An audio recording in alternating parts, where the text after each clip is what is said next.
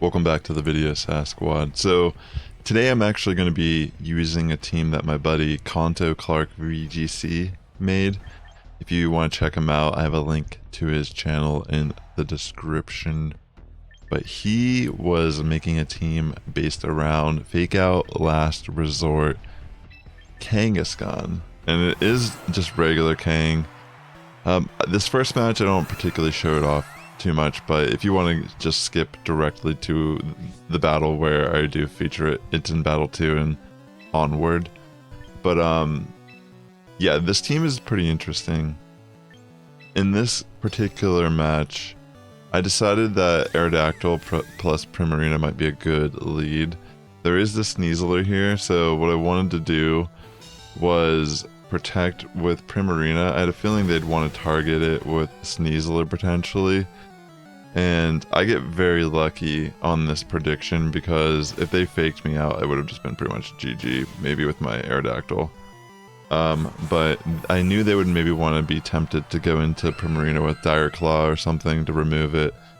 And fortunately for me, I can get the dual wing beat off here and remove Sneasler entirely. So a little lucky, but a good, that's part of these type of leads. Sometimes you kind of have to do a little bit of a coin flip, and it will come down to that, especially here where it looks like it's actually probably a speed tie for the Aerodactyls, because on the first turn they went first, but this turn, on the off chance I could go first, I went for Tailwind, and I do go first. I get Tailwind off, and I can Moonblast directly into Garchomp, completely removing it from the game. So really fast-paced battle here. That's how this meta absolutely is. It's super fast-paced. There isn't really a lot of room to set up. I mean, if you can get off like one step, it can be extremely powerful with a lot of Pokemon, but it is very fast-paced. Doubles in general. But this match in particular, it's like Pokemon are just falling down left and right. In comes Tyranitar, and I'm going to be bringing in Meganium, which is the Mega that's dedicated on the team. I will Mega, and I think I just go for Dazzling Gleam for spread to break the Focus Sash here on Aerodactyl. And I'm going to go for a Hyper Voice, I think, on Primarina as well. So I get off my Mega Meganium. And yeah, this team's pretty interesting. There's Meganium for the Mega, regular Kangaskhan with the Silk Scarf for the boosted normal. There's, and also on Kangaskhan, it is only Fake Out and Last Resort. So you come in, Fake Out, and then you just spam Last Resort. And you do have Scrappy, so you can still hit Ghost-type Pokemon with the normal move, so that's always nice. But yeah, between the Dazzling Gleam and the Hyper Voice, Aerodactyl goes down. Tyranitar is left at 3 HP. For some reason goes for knockoff into Meganium here. Doesn't make much sense, but I'm okay with that. And pretty much from here they just quit, which I don't blame them. So that was like one of my first matches, trying out the team, trying to get a feel for what my buddy Kanto Clark was going for. So on this next match, I'm facing a team. They have Meowscarada, Floette, Sneasler. It seems like Sneasler is usually going to be the lead, so Aerodactyl plus Kang a lot of times could be a good combination, just to pretty much like how in that first match where I was like banking them wanting I was like kind of baiting them with Primarina. That was one of the reasons why I led it, was I was thinking if they led Sneasler, I could kind of tempt them to target it and I could just protect. So typically things that could protect are pretty good here in the lead, or you just kind of have to risk it with the Fake Out Wars, which honestly could put me in a good position to go for the dual wing beat into Sneasler. So what I'm going to do is I'm going to go for dual wing beat here, but I think I actually just target Meowscarada because I wasn't really sure what this was going to do. I think I'm like debating. Oh no, I guess I do decide to just stay in the Sneasler. Or maybe I go back and... Okay, no, I do. I actually Fake Out the Meowscarada. I guess the fact that they didn't even fake... I thought they would Fake Out something, but yeah. Turns out they just got tunnel vision. Maybe they thought I would try to go for Tailwind or something like that. Try to go for a setup move. But yeah, unfortunately for them, they didn't want to fake out Aerodactyl here. They didn't see it as much of a threat. And now that puts me in such a good position because I do have the Rock Slide, and I'm going to be able to outspeed and pressure, and even pressure this Meowscarada at this point. Also, if you are watching my channel and you got this far, I'm trying to reach 1,000 subscribers on my channel here, so if you've enjoyed it so far, the video, if you're new, and also if you've already been here, thank you so much for subscribing and watching my videos and helping me out here in the algorithm. But consider definitely subscribe, help me out, and hit the like button also while you're at it. That'd be amazing. Thanks so much. Anyways, my Rock Slide from Aerodactyl connects, removes Meowscarada entirely. They are protecting with Charizard, and pretty much from here Venusaur is going to come in. So this can be a little dicey because Venusaur could Sleep Powder, it could just go for an offensive move, try to get rid of Aerodactyl. Aerodactyl is probably one of my best ways to deal with Charizard right now. But I'm actually going to switch out Kang and kind of sack Kingambit. That's what I was trying to think, because I just wanted it to get fake out potential.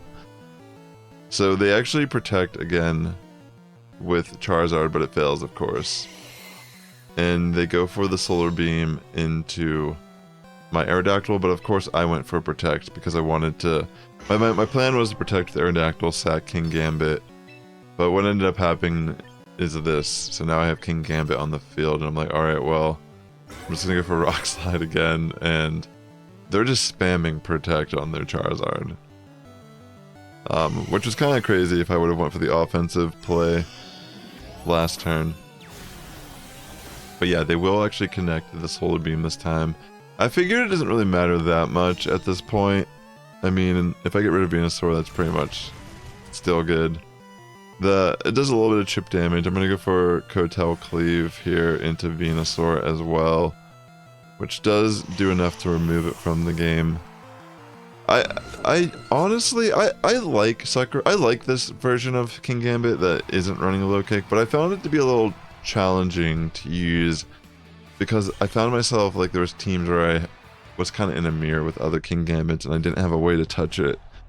So I don't know, I might make an adjustment to this team maybe if I want to keep working with it, but I just wanted to try out a different team for the channel, spice it up a little bit, go a little bit of a different direction, and I really like the idea of using Kang in this way.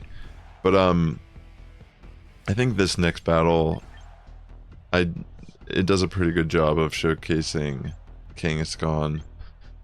Kind of just blowing through this team with Last Resort, but yeah. So pretty much, Aerodactyl is typically like, I mean, as you probably know, it's such a good lead.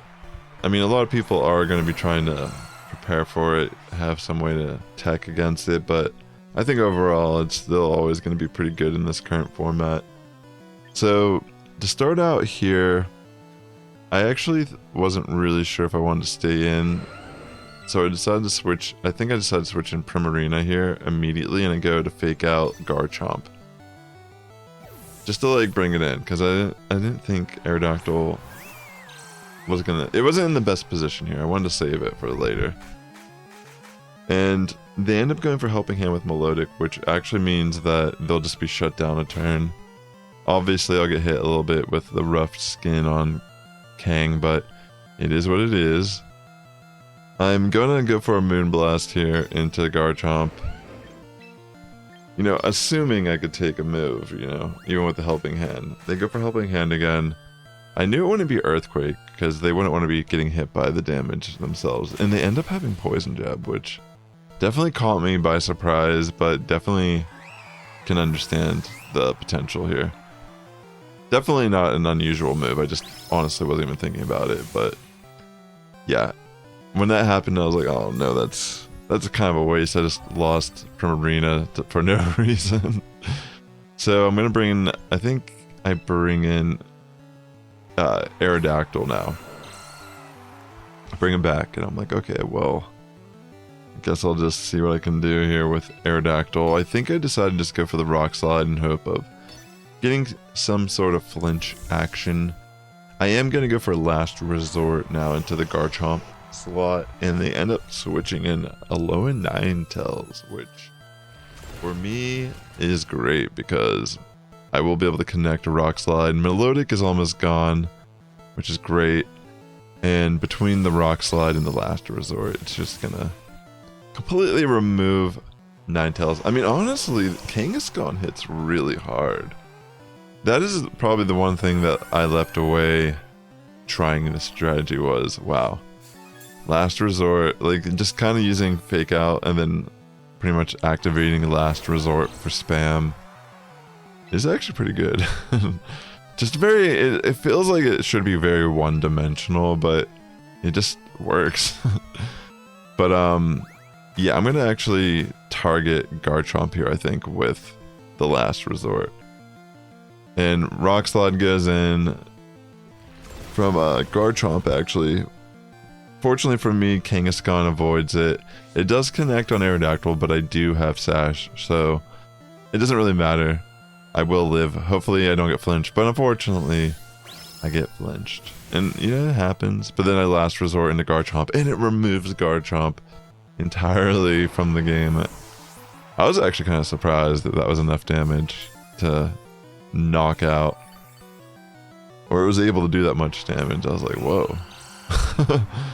In comes Aerodactyl, and this is where things get a little more interesting, because I figured they'd probably want to remove Aerodactyl here, so I could either protect or go for King Gambit. I decided to protect first, thinking they might like acrobatics or, you know, maybe whatever, some sort of flying move into Aerodactyl. So I protect, and I'm going to go for the Last Resort into Milotic. They actually protect with Talonflame themselves, maybe suspecting I'll target them with Last Resort. But I know I'm going for Milotic. It lives with 2 HP, which is so annoying, but it'll be okay. They go for the Scald.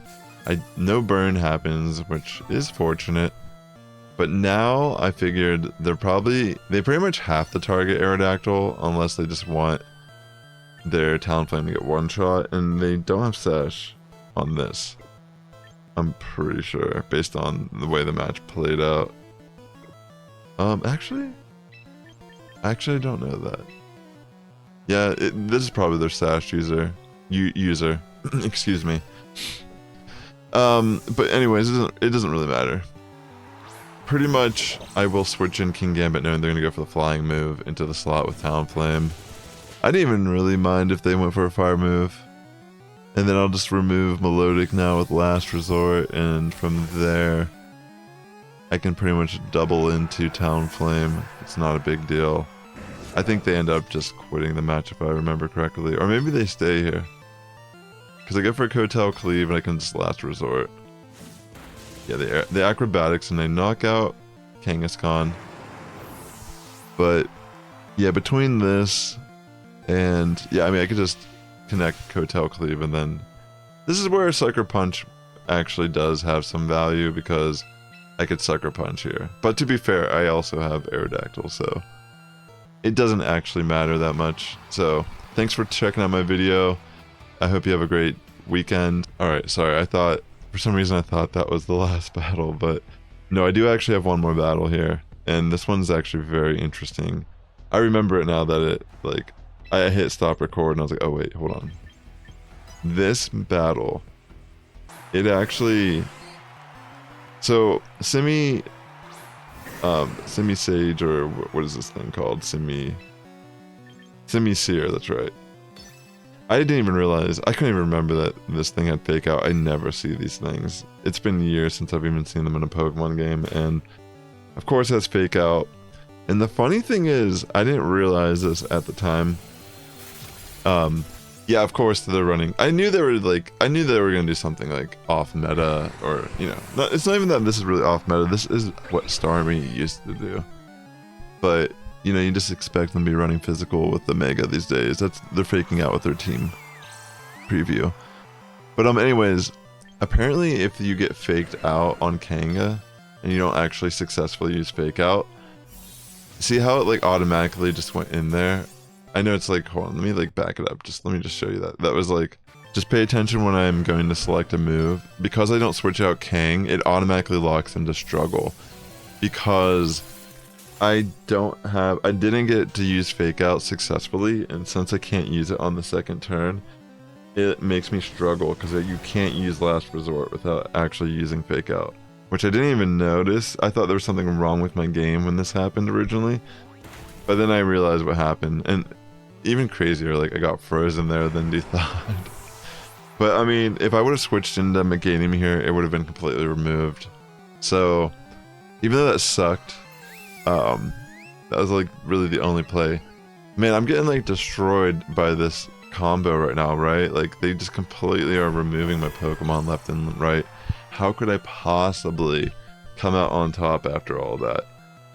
I did get off one Calm Mind on Primarina, and I'm going to start going for Hyper Voices, and I'm going to protect with Meganium here on the first turn. Pretty insane battles, honestly. And again, thanks for hanging out on my video. Really appreciate it for sure. Yeah, so Mega Meganium, go for Protect. And yeah, they're going to Ice Beam, obviously. They're going to, I think they double target Meganium here. Or no, they actually taunt, which doesn't matter because I'm not actually going for another setup move. I knew I didn't really have much time to keep setting up here. So they are Sash on Simisear, and that's fine. It's a little brutal because I really don't want to be getting hit by a move here by Simisear. I actually go for the this is one of those times where I got so lucky because I normally will just like accept that the coin flip is not worth it, but I'm just like, you know what, screw it. I got so screwed in this match. I'm just gonna protect again. I did get the double protect, so this is pretty significant because now that allows me to remove this huge threat from the field.